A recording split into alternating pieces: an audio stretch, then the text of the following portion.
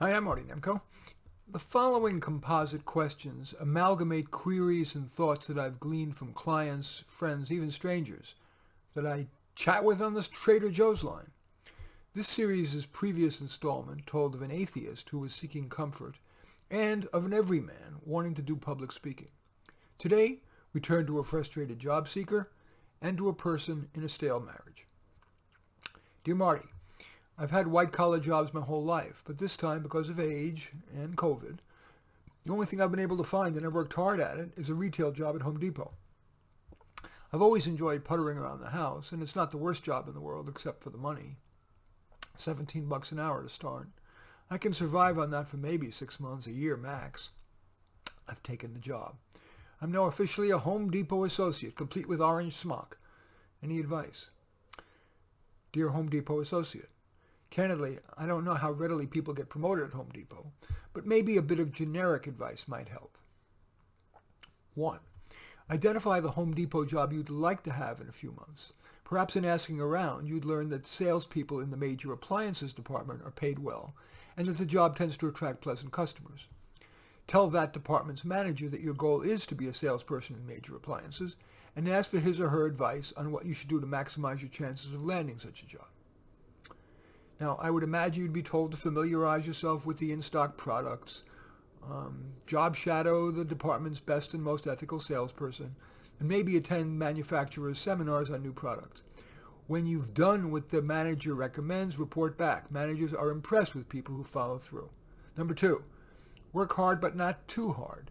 Especially in large organizations with many entry-level workers, eager beavers can get shot down. So if possible, do your job maybe a bit more, and where prudent, save your complaints for when you get home. 3, there may be a path upward, way upward.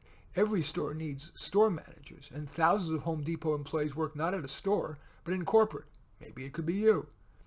And 4, it may be easier to land a more desirable job now that you're employed. Keep in touch with your former colleagues. Consistent with COVID restrictions, do something fun with them. You're not necessarily consigned to a life in an orange smock.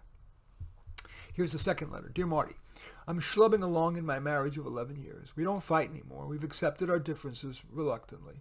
We rarely have sex, and when we do it more as a should than a want. The main pleasure we get is gardening together and being active in our church, and those are only modest pleasures. We don't want a divorce. Too much hassle, tough on the kids. We're scared of being alone or finding somebody worse, so we think we're consigned to schlub along until death do us part. Are we hopeless? Dear Schlubber, alas, many couples find that the throes of infatuation and even the first year or 3 of deeper love give way to life's mundanities. So far be it for me to offer solutions, but might any of these at least put a little tinkle into your bells? More solo activities? Some traditional couples feel they need to be pretty much joined at the hip, which ends up being like a ball and chain. You can be a good couple while still having plenty of separate activities. What do you think?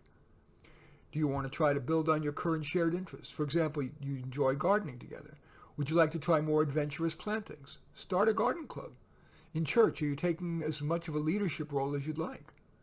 And at the risk of cliche, have you tried the tried and true to resurrect some semblance of your former sex life? Closing your bedroom door early, spending a night in a B&B, communicating with each other about what you like best. I'm a little sheepish about recommending those because they're the standards, but they're the best I've got, and sometimes people could use a reminder. And finally, recognize that many couples that have long passed the hats and horns stage are net glad they're together. Is it time for you to increase the gratitude?